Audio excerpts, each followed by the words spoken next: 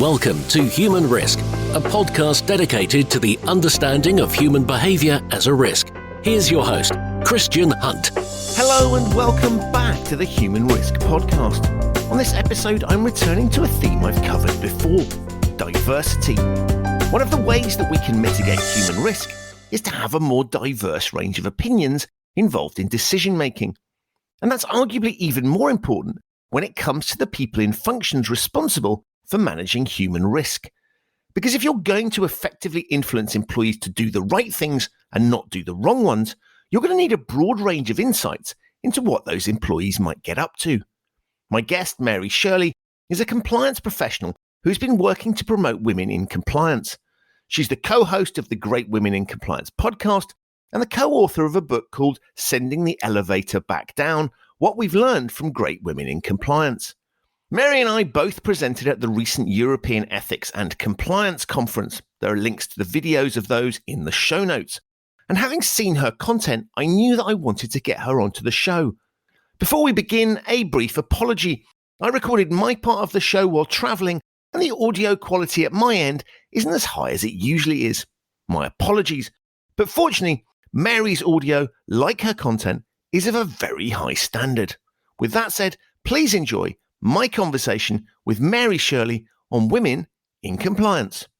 Mary, welcome to the Human Risk podcast. Thank you so much, Christian. I'm thrilled to be here, a long-time fan of yours and really looking forward to our discussion. Far too kind, but thank you. It's an absolute pleasure to have you here as well. And I wonder, just to kick-start us, can you tell my listeners a little bit about yourself? Absolutely. So you can probably tell by my accent that I am from far afield, depending on where you're listening in from. The United States is the fifth country that I've lived in across 4 continents. And one of the things that I really love doing is taking a centralized compliance program and wrapping it around the unique cultural characteristics and business characteristics of a global corporation. And I'm lucky that I get to do that in my day job as Head of Culture of Integrity and Compliance Education at Fresenius Medical Care, which is a dialysis company headquartered in Germany, and I'm based in Boston at the moment. In my spare time, I'm a little bit of a compliance nerd. I like to write articles on compliance, read, research, and so on in the area. And I happen to be the co-host of a podcast called Great Women in Compliance, and I co-host that with Lisa Fine. The focus of the podcast is the advancement and empowerment of women in compliance, ethics, risk, security, and data security. I love it when people clearly are passionate about what they do, and you say just come straight through. You self-evidently are. You mentioned the podcast and your sort of work in that space. Can you talk a little bit more around this idea of promoting women in that role? And let's go back to absolute basics. Why does this matter? Why would we want to do that? And what are the challenges there? So I'll talk about that first more narrowly in terms of why we saw the need for the podcast, and then more broadly. So Lisa and I were talking about podcasts with gentlemen friends of ours in compliance at a conference in September or October 2018. So we're going back 3 years ago now.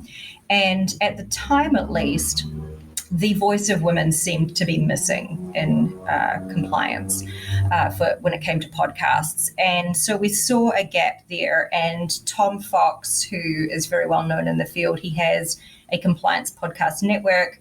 And we worked together to launch Great Women in Compliance to amplify women's voices in the field, as well as provide a scalable knowledge sharing opportunity for all. And I think that part's important as well, because while our focus is on the advancement and empowerment of women, we want the podcast to be accessible to everyone, and including allies of women in compliance. But I think on principle, if we were to exclude men in compliance, we'd be no better than the old boys clubs of old that, kind of were the result of why we're in this position in the first place, where women have for centuries been excluded in business, have been thought of as inferior, without executive presence, not the first person that you think of when you think of a CEO or other leader. And so that brings me to why it's more important more broadly. Very interestingly, in compliance, we have a really good representation of women, which may come as a surprise. And I'm a little bit cynical about the reason for that. I think it's because when compliance first started coming together as a discipline, it was viewed by many as the poor cousin of the law. And so people who were failed lawyers were sent to work in compliance departments or to establish the compliance department. People were relegated to the role. And so I think women ended up in compliance actually for negative reasons, but now the joke's on them, not the women, the joke's on the people that thought that it was inferior, because now it's a highly sought after profession to specialize in. And I know that when I was in Singapore, salaries for compliance officers were often higher than legal counsel. So it has now become a glamorous area, but because of that history, we're very lucky in that there are a lot of women who are mentors in the field that many other industries are not so fortunate to see such presence of women. But the reason why that's important is that despite the fact that we have good representation, women still trail behind men when it comes to compensation. So there is still a need for thinking about equality when it comes to the genders in compliance and ensuring that women do not get left behind. Can you talk a little bit about the benefits of diversity in a compliance context? Because I think listeners to the show will have there's a fairly obvious point here. And if we look at the banking sector, which is a space I understand reasonably well, and we go back to sort of early 2000s, right? One of the big reasons that we had the crisis was you had groupthink, slightly older versions of me sitting around boardroom tables, and kind of, with potentially the odd sort of token woman sitting around the table, but broadly speaking, very heavily male dominated. And we saw some of the bad decision making that resulted. So there's an obvious point there around diversity that I think people will understand. And I've covered that on previous episodes as a broad theme. But can you just unpack a little bit from a compliance perspective? What does diversity bring us in a compliance context? Yeah, I mean, I think what you've talked about previously in a broader context is that studies have shown that teams are more effective when there's diversity on them. Looking at compliance, and I use the example of, I love working for multinational corporations. Many of your listeners will work for multinational corporations or be advising them. It is simply not the case that a centralized compliance function who all come from the same culture, socioeconomic status, and otherwise background are going to be in the best position to be relatable to colleagues all around the world. And, having that token one person, a lot of the time that token woman is white.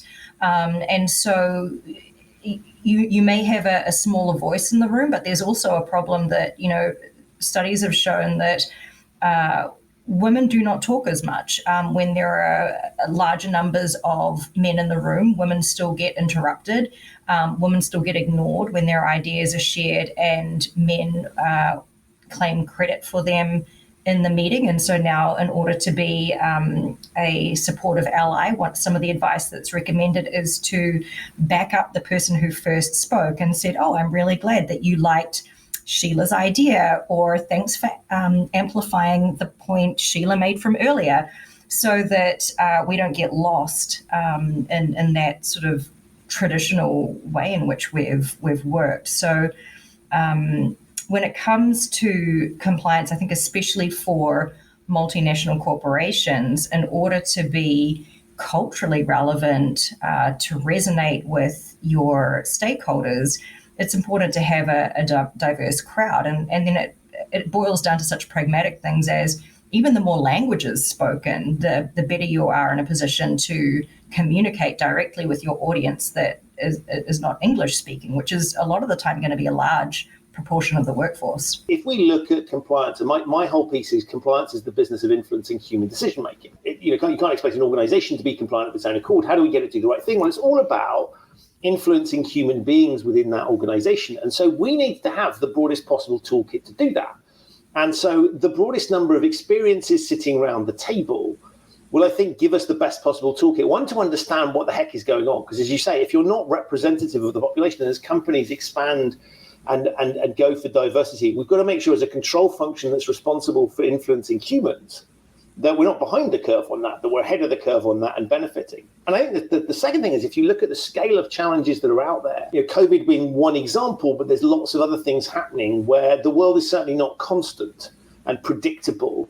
And so we need to have, I think, a broader range of minds thinking ahead, because stuff that, we can question whether stuff historically has always worked, but we can sure as hell not be dependent on things that may or may not have worked in the past to be guaranteed to work in the future. So we need the broadest set of minds around the table thinking. So for those two reasons, it seems to me that what you're talking about, it's, even if you don't buy the sort of moral arguments, the business rationale is very, very strong. Absolutely. And I'll share with you something from Adam Grant, who's an organizational psychologist. Earlier this year, he pointed out that political scientists find that when groups of 5 make democratic decisions, if only one member is a woman, so that's that token woman we spoke of earlier, she speaks 40% less than each of the men. And even if the group has a majority of 3 women, they each speak 36% less than each of the 2 men.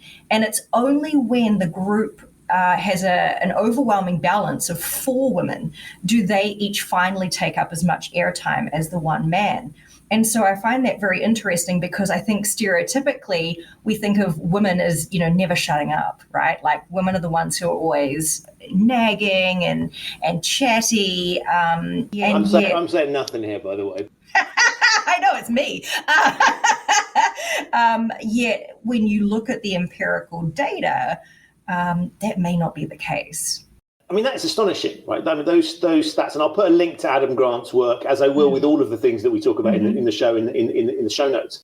But I think, that is absolutely astonishing, because you sort of sit there and say, this isn't just about having sort of numerical parity, that we actually need to reflect on these things. And it's therefore, in many respects, we need to push this even further to get the true value of diversity around the table. And so you've talked a little bit around the benefits. Talk to us a little bit about some of the ways that clearly coming on this podcast, not having your podcast, key components in that. But how are you looking at sort of bringing this to the fore and kind of helping people to solve that? Because I guess in many cases, as I pointed out with that idea that men, and I'll put it shamelessly, steal women's ideas in meetings, a lot of this stuff is ingrained. And so we're going to need to do more than just sort of talk about it. We're going to need to take some steps. And that feels, particularly, I guess, if you're a man in this situation, and maybe in a smaller team, that could feel threatening, that could feel challenging. It's one heck of a task. So what are some of the things that you're doing, outside just talking around it to help people do this? So for me, it's very interesting, right? Like once you end up on the speaking circuit, you end up getting asked to speak at more conferences. Similar with, once you start talking about gender parity, for example, in our podcast, then suddenly there are invitations to speak at conferences about the topic. So whenever I get asked to speak about women in compliance, what some of the unique challenges are for women in the field, I jump on that, because we have a nice little platform on our podcast, but I'm not so vain as to think that everyone is listening in on that. So the more I'm able to air the issues, such as when you generously invited for me to be here, I will absolutely take that up. We have a LinkedIn community for Great Women in Compliance that gentlemen belong to as well, and share some of these topics for discussion in there.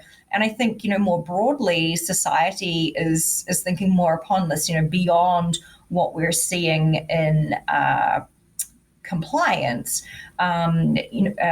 the court system in the United States. So I believe the statistics are that female justices get interrupted approximately 3 times as often as they interrupt each other.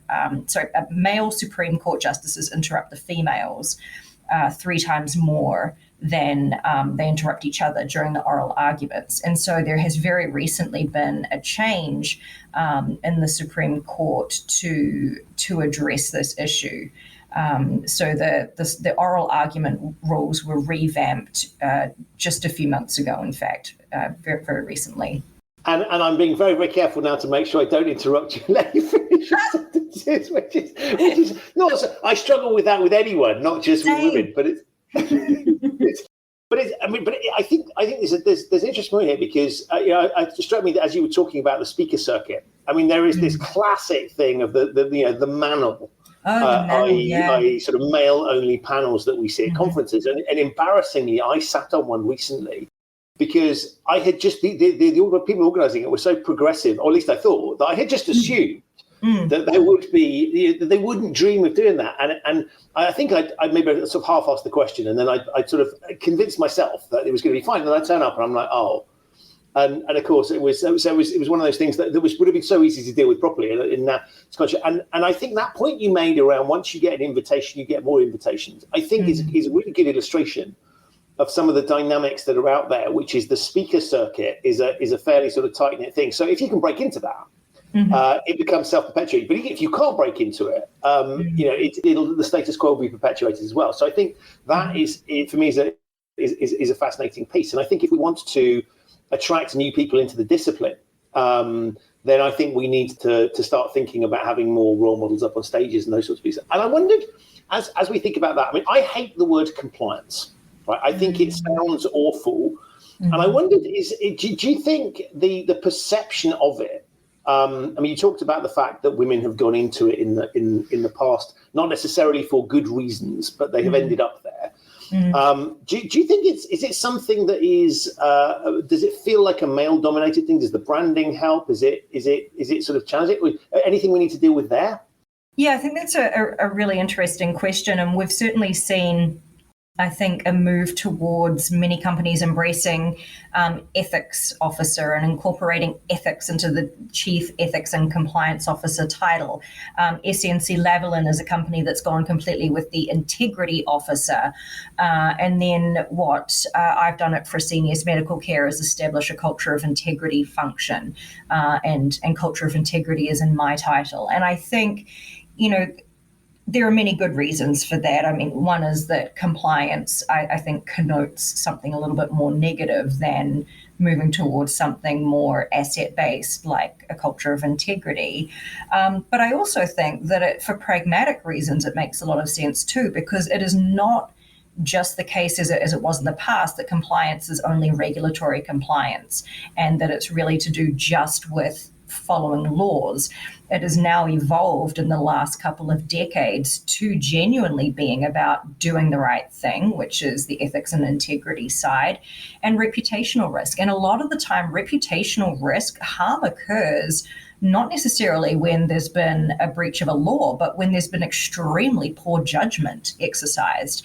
And so I think culture of integrity and ethics are not only useful from a branding standpoint for the function, but also are more accurate in terms of showing the evolution of what compliance was, which was rules-based, to now what we're seeing it become, which is principle-based. And I think it's really interesting when you look at, so if you have a compliance function, chances are you are regulated or going to become regulated or probably should be regulated, right? So there's some sort of externality there. And what I think is fascinating is if you just have this function that just deals with the rules and assume that that's a sort of standalone piece, well, first off, actually many of the regulators are looking and saying they don't want people to just flit into their sector, because presumably the reason it's being regulated is the sector has some significance. So banking, when it goes wrong, it goes horribly wrong. Or if you're doing utilities, there's matters of life and death and matters of societal importance that there's continuity of supply. So there are going to be factors there that mean regulators are interested in saying not just what are you doing, but actually how are you doing it, and making sure that you're in that industry for the longer term, because they want sustainable businesses in that space. And that very quickly takes you into a territory that I think potentially a historic view of compliance and regulation wouldn't, you would have thought, well, all we need to do is just do this, just do exactly what they say. But of course, for sustainable businesses, how you go about doing that, and just because certain things are legally permitted, doesn't necessarily mean that they are the right thing to do, lawful but awful. But equally, regulators kind of got one eye on the future and saying, look, I need to make sure that people in my space aren't sort of just in 1 minute and out the next and doing silly things. We need to make sure the sector is run properly. And that brings in all those other aspects of governance and reputational risk and so on and so forth. And so I think even if one can make the argument, so where does it say that this ought to be in that bucket? There's a very, very, there are some extremities there. There are things in compliance that are nothing to do with ethics.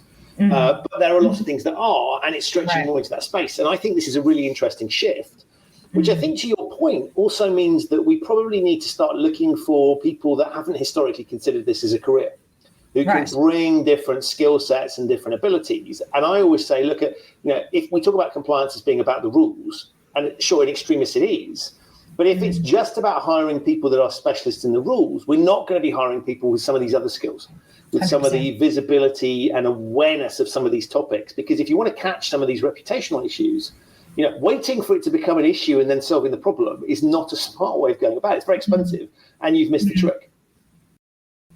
Absolutely. I think that's such a critical point, and it's something that I get on my soapbox about, because, so I'll say, first off, I'm trained as a lawyer. I'm a barrister and solicitor in New Zealand, and I think it would be ridiculous if I just hired a bunch of mini-me's to be, this great big team of echo chamber little Marys just saying the right, just saying the right thing, just saying the same thing, because it's completely unhelpful. We'll have weaknesses in the same areas, so people who should theoretically be bridging my gaps are not there to exist.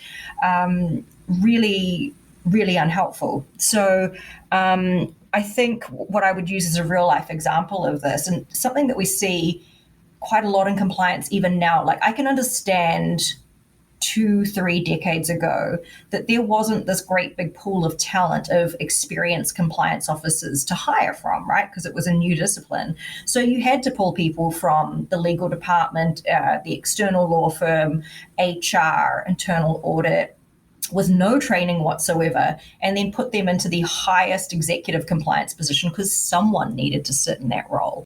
But what we still see today are people with no compliance background suddenly ending up as the, chief representative of ethics and compliance. And, even though we're saying that, there's a lot to do with ethics and integrity now, regulatory compliance, as you point out, is still incredibly applicable. I think it's the bare minimum standard. So you need to have that, and then baseline of ethics and integrity on top. But I think a great example of why you can't just throw any lawyer into the role is looking at the recent Activision Blizzard case.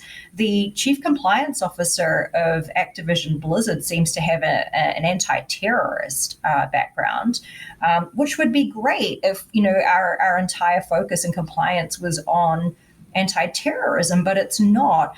And so there were a number of missteps that Activision Blizzard took recently, and with specific regards to gender. So for the listeners who are unfamiliar with the case, essentially the company has been under investigation in California for a culture, sort of like a frat boy culture, women being harassed in the office kind of thing. And then the chief compliance officer sent out a communication to the staff acknowledging the lawsuit and saying, well, this has happened, but the reports are completely false. But the problem is that she's just told a number of people who made the reports that there's no substance to their complaints. And then very shortly afterwards, she went on Twitter and posted an article that was headlined "The Problem with Whistleblowing." And then when colleagues challenged her on Twitter, she then went and blocked them. And I would add that this individual was also an executive sponsor of the company's women's affinity group. And so you have someone who's in a position of power that's supposed to represent the ethics function. And in compliance, we take speaking up very seriously. So to have someone dissing whistleblowing on social media to tell the wider community that their complaints aren't true, you suddenly have a problem. And so just because someone is legally qualified, it doesn't mean that they're going to have social media sensitivity, an understanding of reputational risk that a compliance officer may have spent a bit more time thinking about. And I note that this individual has stepped down from her role as executive sponsor of the Women's Employee Resource Group since this all happened. But I think this is a really interesting lesson that just because regulatory compliance is a part of the role, it doesn't necessarily mean that anybody with a law degree should just be thrown into the leadership position and expected to know what to do.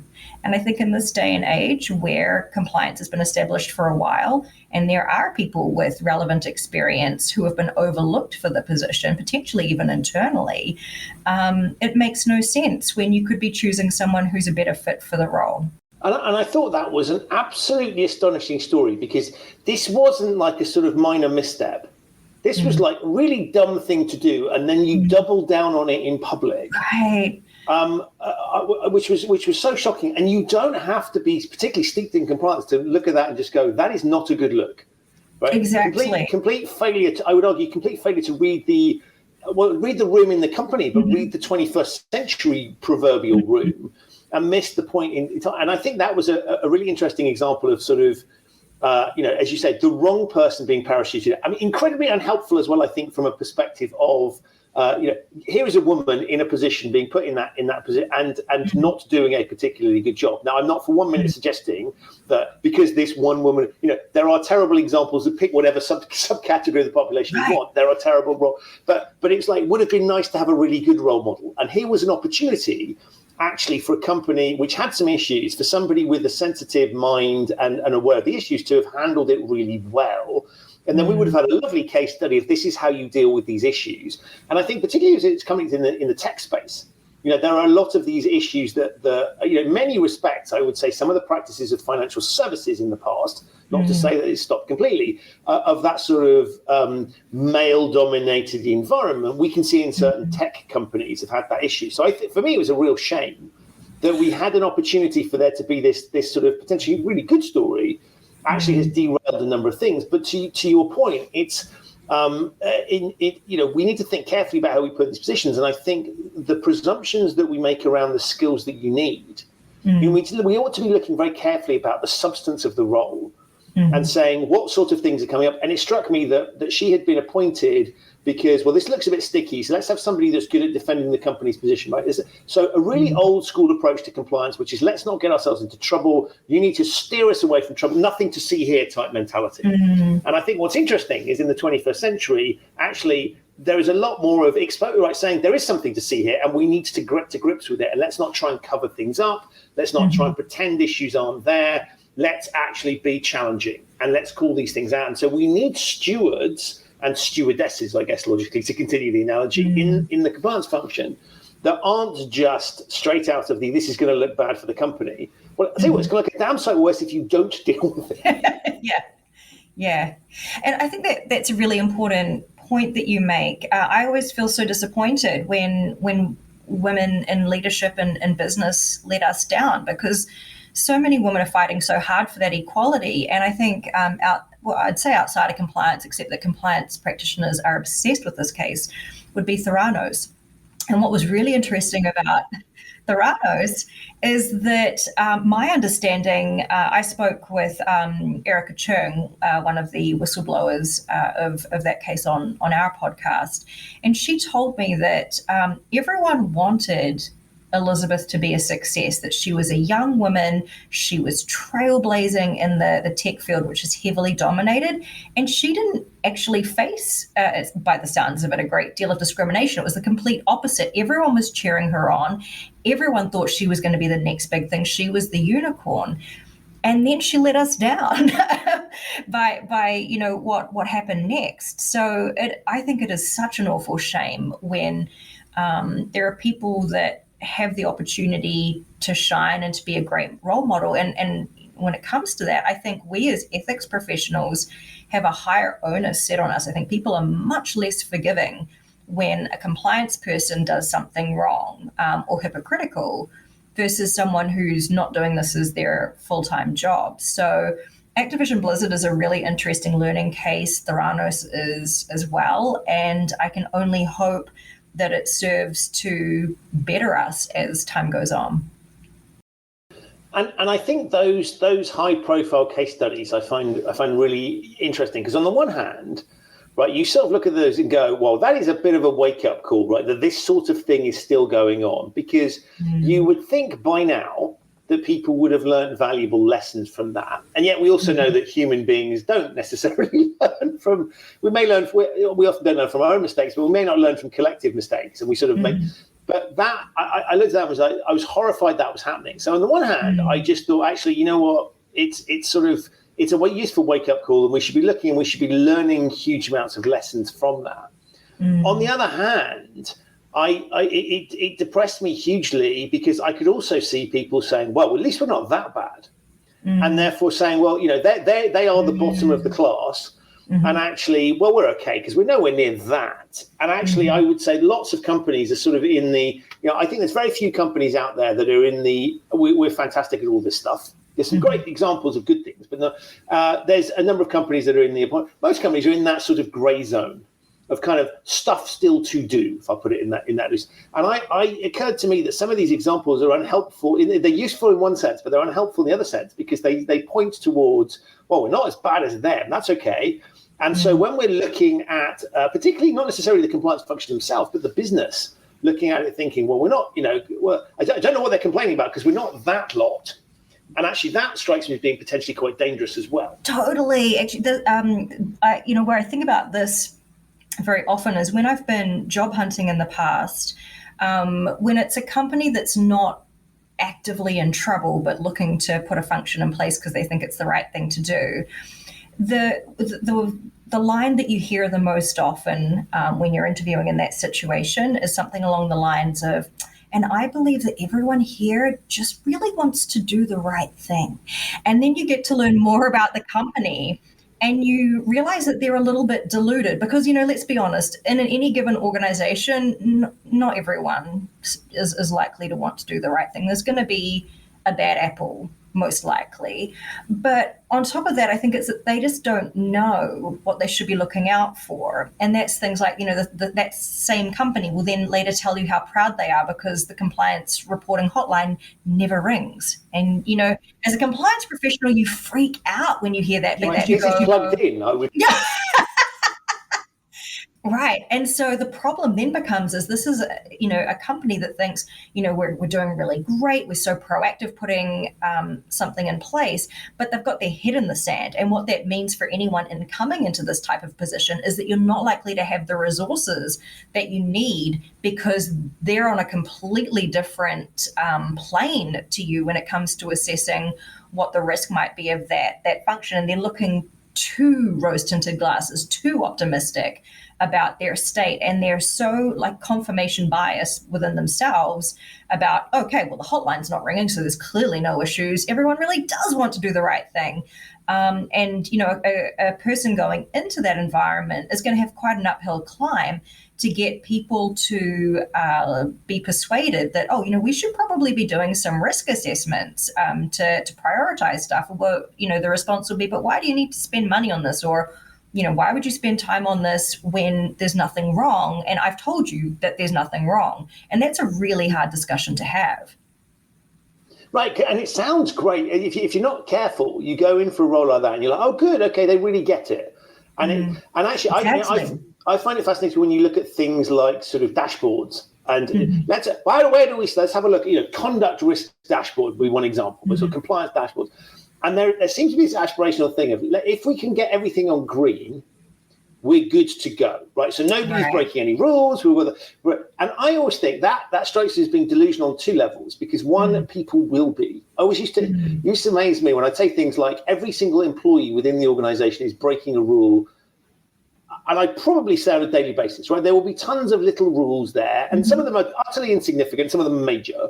And that's not because I think they're bad people. It's just that by default, if you've got a massively fat rule book, there are going to come times when people, And so recognizing that this isn't a sort of very clear line in the sand, there are going to be things that, so I always think actually, if you think nobody's breaking your rules, your dashboard is completely green, then you've either miscalibrated them, right? Or you're deluding yourself, or possibly both. And I think it's quite healthy. It's a little bit like speed limits. I always think you don't want everybody speeding because the limit's ridiculous. But equally, if you never ever have anybody speeding on that particular bit of road, is it because you're not detecting them, right? And or is it because actually maybe the speed limit should be a little bit high? It should be calibrated a little bit lower. Maybe we should tighten. It's some useful feedback around either your level of awareness of the risks that you're running, or there's something, and you should investigate that. And so I think there's a really interesting question there about anybody that thinks they've sorted this stuff out. The moment big remediation projects, well, we've done with that one now, we will move on to the, I think is almost the wrong mindset. And so this inquiring mind, challenging, thinking differently about things, which plays into your whole theme around let's have some different people sitting around the table who are going to challenge the way things have always been done, who are going to ask those awkward questions. That is where we need to get to, not because we are trying to make things look bad, but because we're trying to be realistic about the world. Yeah, I think that's right. And then, also it brings into question, well, what is the usefulness or what is the quality of your dashboard? If I decide to create a dashboard that only shows training and due diligence, and I'm all up to date on my training and due diligence, but I haven't done a risk assessment in 7 years. My code of conduct hasn't been updated in 10 years. I don't conduct investigations, but I just haven't put them on my dashboard. Then it's completely useless anyway, right? So there's a lot that you can do to skew the state of your compliance program, and some of it can start with the compliance person being delusional themselves. One of the things that's really interesting is the way the function is perceived by the business, in part because of the way the function sometimes presents itself, is that you are there to solve that problem so that they can crack on and do other things. And they have no limited interest in compliance, because if they were interested in compliance, they'd be working in compliance. They're not interested in sales or whatever their day job is. And so as I look at these things, I think we have to start having a much more honest dialogue about what is a compliance function there to do. What is he able to reasonably do? And there are certain things that absolutely no one else in the business, you don't want the average business person to be pouring through new regulations and working out what the hell it means, right? That's clearly a compliance responsibility. But equally, making sure that you're behaving ethically in a business meeting is not something, compliance can't sit on your shoulder every single day. And so we need to work out what the different roles are. And I think one of the things that's interesting about talking about bringing fresh people in is to start asking some of these questions. Because we've set up constructs and where the function reports in the org chart, who sits in it, what access it's given to governance meetings, what the sort of the audience's perception of it is, all become absolutely critical. And so I think having some people with different perspectives about how we solve that challenge, because there's no right answer here. There's a load of challenges, I think becomes critical. And so your mission, if you like, of getting different people in, I think this isn't just a sort of nice thing to do on the side. This is core to the mission. Yeah, I think that's so important as well. And, we say in compliance to the business, if someone gives you the answer as to why they're doing something because it's the way we've always done it, you would question that, right? And so the same thing, we have to be receptive to the same thing. You can't just say, I'm going to run my compliance program for years on end doing the same thing because it's the way we've always done it. You're not going to be innovating. You're not going to be keeping up with the evolutions and best standards. You don't want to have like a purely regulatory compliance program anymore, as we've just spoken about earlier. And a benefit of that is going to be fresh eyes. And I think a corporation that's done an interesting spin on this has been Gucci, with their shadow boards of millennials coming in to essentially be a whole new level of board management. And some companies, when it comes to compliance, do a rotation of people outside the compliance function go in and sit and perform the role of a compliance officer for a certain period of time. And I think that's a great way to get fresh eyes or different perspectives. And certainly, professional diversity, bathed into your compliance function. So thinking about, there can be a lot more creative ways that result in a lot less upheaval than that, I'm sure. of bringing in, or, it's why we use consultants sometimes to get that different level of oversight and benchmarking from people who have seen a boatload of other compliance programs to give you some ideas as to what's been successful in other programs that you might like to try. So many different ways of doing it, but I think you make the point that you've got to be willing to do this. You've got to be able to have that moment of lucidity where you say, oh, actually, it would be really great if I stopped, my head down, tail up working and thought for a minute really carefully and thoughtfully about, am I doing my job in the most effective way as a compliance officer? Am I just following practices that have been in place forever? What have I thought about creatively? What am I trailblazing on? What is one company doing that could be something that we could implement? How can I leverage off what someone else has done successfully and turn that into something completely different that would benefit my program? You've got to be willing to take the time to do that and not just be like, oh, I'm just going to do my paperwork and then, my dashboard's done.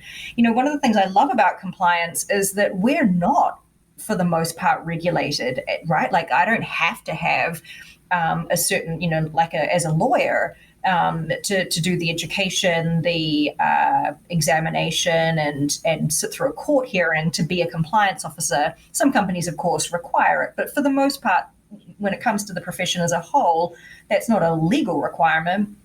And so I like the fact that there is so much gray and the field is so new and that there are areas to innovate on. And so it's really, such a fruitful time to be a compliance person, because the world is our oyster in terms of being able to set new standards, in terms of being able to do something new that no one else has ever done before, and then share that with the rest of the community and have other people take up your example. I just think it's such an exciting role because of that.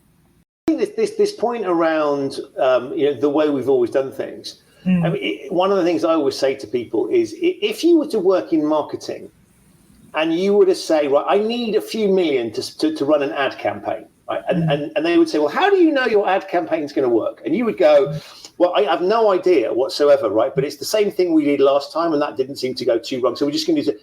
You'd be fired, right? Quite rightly, for being negligent if you just rolled out the same thing with no sense of whether it worked, no idea. Fine. If it's a winning formula and it's a winning formula, don't change it. But you have to have the basis for knowing that, and you have to understand the impact it's having. And I find it astonishing that compliance, in many respects, right, is doing the same thing, which is sort of saying we're gonna spend some money, and it's both money on us, but and the things that we need to make that happen, so training programs, whatever. But it's also the business's time and cognitive effort to do things. And so, if your argument is just, well, we're just rolling out what we've done before, or when something goes wrong, you double down on what you've been doing historically. Any other context, that in any other sort of business context, that would be viewed as appalling and bad. And I think we've got to get ourselves into a mindset of saying, look, we should only do things if we have you don't have to 100% know, because some of this is guesswork and experimentation, but we should have a pretty good idea that the logic we've used to get there isn't the legacy logic, but it's actually fresh logic that says, we think this is a really good way of doing things, and here's some evidence that.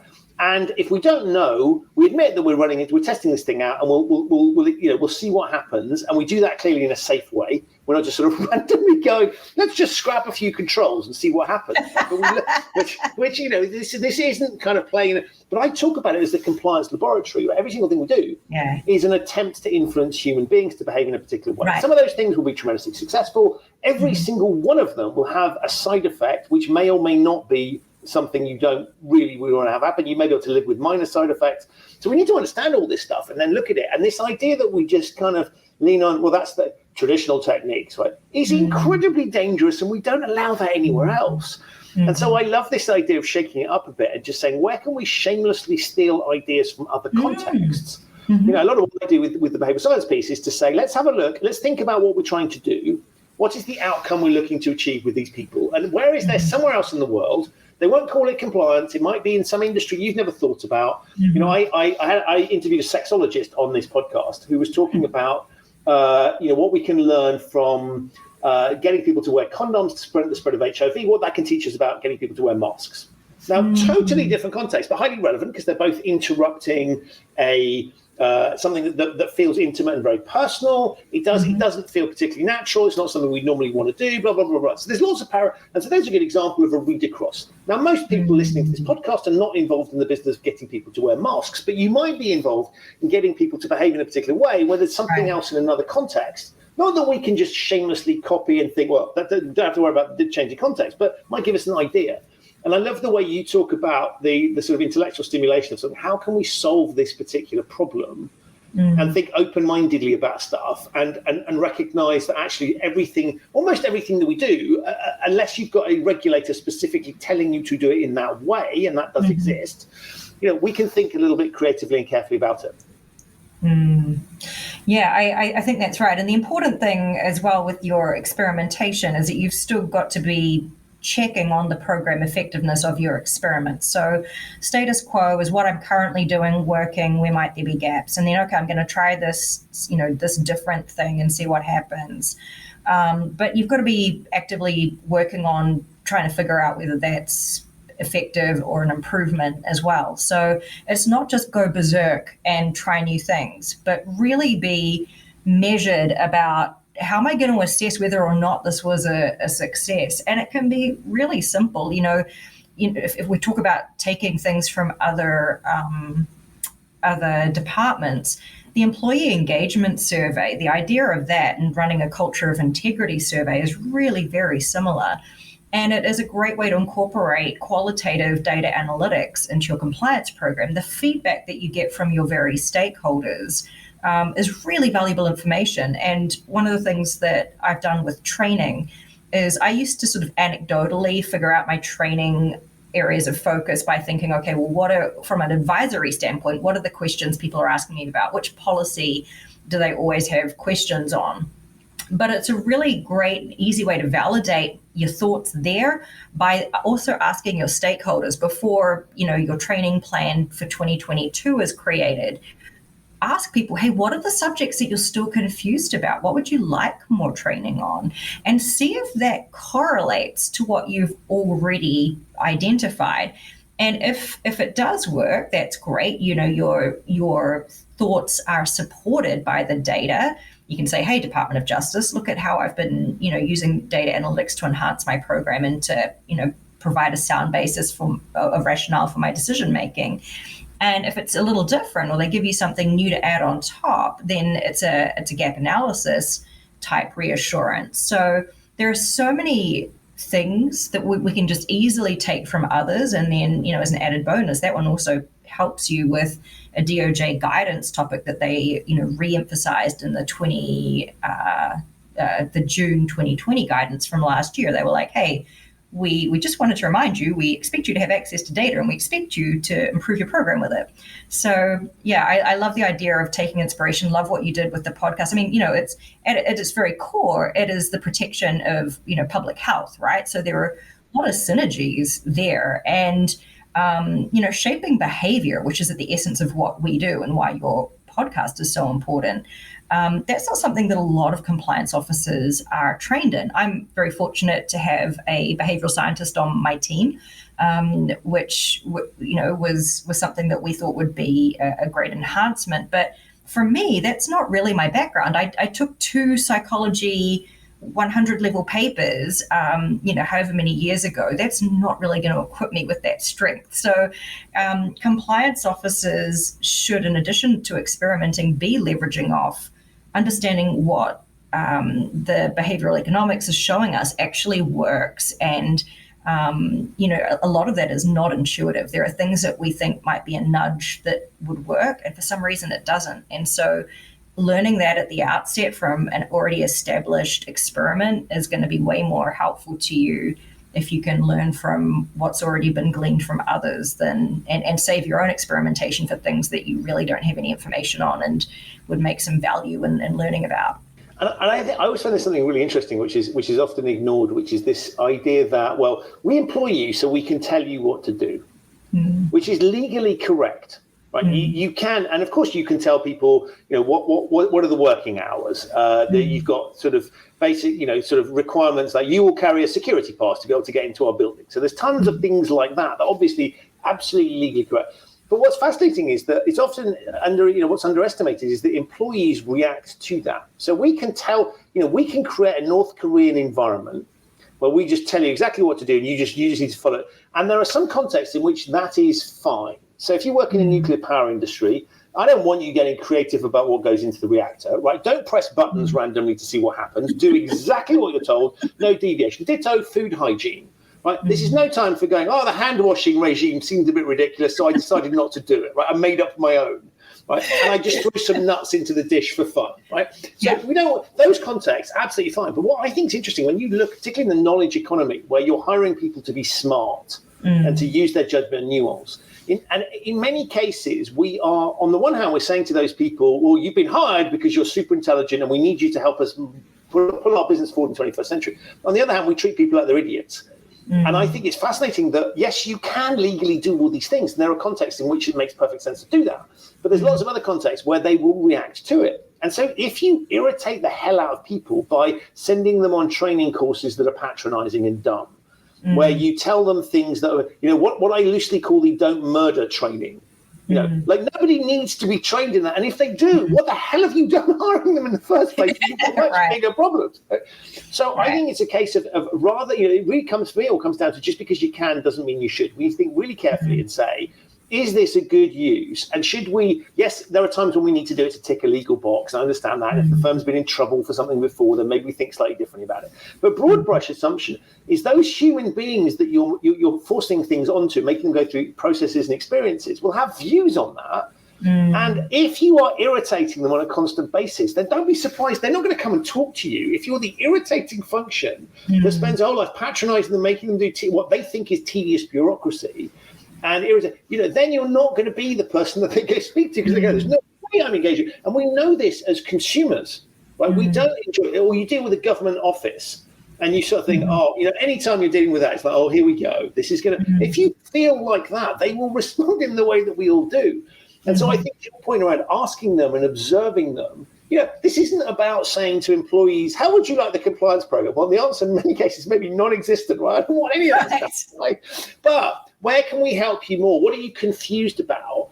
And so looking at, which policies are people inquiring about a lot? And of course, there's two reasons they inquire, either because they're looking for loopholes to do something naughty, right? Or it's because they genuinely don't know. Either way, that's really useful feedback. Equally, if somebody's never asking you about a particular policy, is that policy even relevant, right? Do we need to have it? Or is there something really suspicious that nobody even thinks about this topic, and therefore they're not looking or inquiring? So there's feedback both ways, and I think this idea of sort of engaging the population that you've highlighted is really powerful because what you think is important, right, may be important from the organisation's perspective, but actually that may not chime with what they think is relevant and important, and therefore you're talking at cross purposes in some time.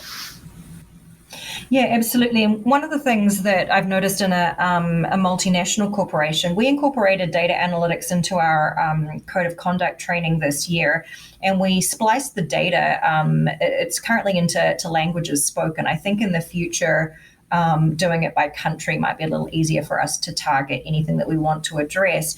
But there are some very interesting differences between, who needs more stuff, who feels like there's more of a culture of integrity compared to others. And that makes total sense, right? Like if in one area you have a very draconian micromanagement executive leadership team, those employees are probably going to feel very differently to employees who have a leadership style that they are more compatible with.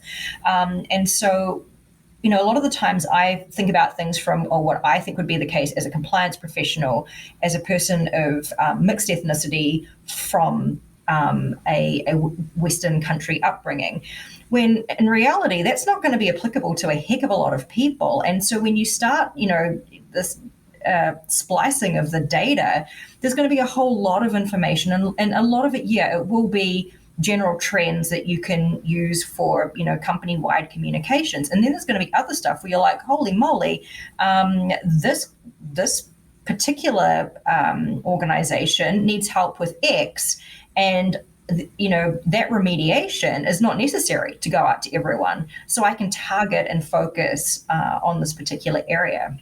And it always strikes me there's a ton of stuff that you can learn from companies like McDonald's, right? So they are global, there's probably one or two countries that they're not present in. Well, maybe there's a few more, but ballpark, they're in most countries. And it's the same thing. And yet the menus are tailored very differently. You'll have, there are certain countries have things on the menu that you would never dream of putting in another country. Right. The way it's presented, the branding, all of those. So there's a degree of consistency. And we all know that when we walk into a McDonald's in any given country, that there will be certain basic standards around food hygiene, and sort of just you're not going to get ripped off, all those sorts of things, and it's going to sit within a certain price range. So you put all of that together, that gives you as a consumer a reasonably good idea, but it's very, very localized. And I think there's something in that thinking, which is particularly large global organizations, it's perfectly possible to be globally consistent and yet highly respectful of local cultures and traditions, and making sure that you capture those differences so that you don't have this thing that's invented in a head office somewhere and then just gets, well, we will just deploy this across the world because we are one organization. Back to your delusional comments that we are one organization, we all think the same way. I mean, that's a red flag if ever there was one. Totally. And I love that you use McDonald's as that example. I learned the hard way. This is before I lived in Hong Kong. I was on a trip, and I love a cheeky strawberry milkshake from McDonald's. So I stepped into one on my travels, and I was asking for a milkshake, and the guy didn't understand what I was asking for. And I thought, oh no, this is it's a language barrier. And so I was, spent a lot of time trying to, speak to other customers to help me translate and so on. Eventually, I found out McDonald's in Hong Kong, at least at the time, when I eventually lived in Hong Kong, I never went in to ask for one because I believe they didn't have any, but they just didn't serve milkshakes. And to me, that was a complete staple and a complete shock. And then when I was living in Hong Kong, my bus stop was was right in front of McDonald's, and I would just be, really entertained by the various different, desserts might have a red bean paste or green tea flavoring to them, which I don't think would have made it to New Zealand most likely. But it was just fascinating to see how they really did take great care at tailoring to the local tastes, the local culture. And I thought that was awesome. And I think that's a really great analogy. I think you can still get a Big Mac in Hong Kong, no problems. So you'd still get a code of conduct in every corporation, but maybe there are going to be some different flavors that are required throughout the different business organizations. And you won't know about that a lot of the time unless you ask and unless you really get to know the staff. And a really easy example I like to think of is many people know that in Asian culture, at weddings and at Chinese New Year, there is often giving of red envelopes with cash. And of course, many of the people listening in compliance will know that a lot of companies prohibit the giving of cash or cash equivalents. What maybe less people know of if they don't come from an Asian culture or haven't spent a lot of time there is that in some countries in Asia as well, it's common to give cash sometimes in a white envelope at funerals.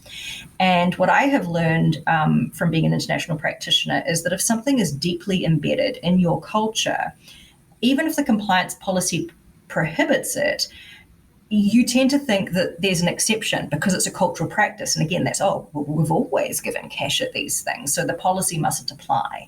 There must be an exception for Diwali, for giving nice gifts, or for a funeral. And if the compliance officer does not know to address that issue in training, for example, there's a very good chance that people are just going to continue to disregard the policy, not because of bad intentions, but because they genuinely believe it doesn't apply.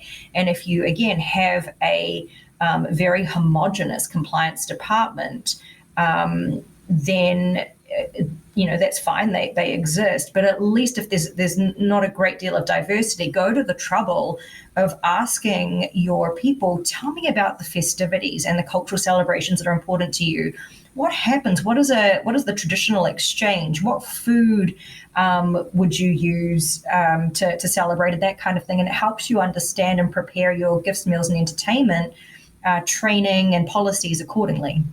And I think that's a really good example of something that people are going to want to do, right? Mm-hmm. So if something's ingrained in your culture, you're going to want to follow that tradition because that's part of who you are, and that's a natural thing. And so I think one of the things that's really interesting is that compliance programs can often, they look at it and say, well, we've got to stop these bad outcomes. So to your example of handing money in envelopes, it would be, that's awful. We've got to put a stop to that. And I would look at that and say, well, there's something somebody naturally wants to do. That's the sort of equivalent of the flow of water is going in that direction.